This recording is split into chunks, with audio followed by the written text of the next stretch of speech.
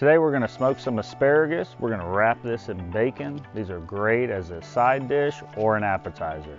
So we're going to get these cut up, get them on the smoker. All right, so we're going to preheat the smoker to 250 degrees, cut about an inch and a half off the bottom of the asparagus, coat with olive oil, and then we're going to sprinkle on a little bit of salt and pepper. And then once we have the salt and pepper on, we're going to roll these around a little bit, make sure they're covered real well.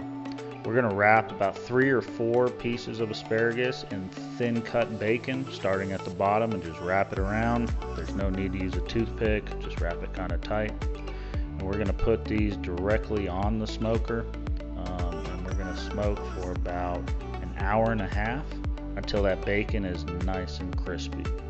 And once the bacon is finished, the asparagus will be done, and that's it. Just pull them off. These are great for an appetizer, like I said. Tastes really, really good.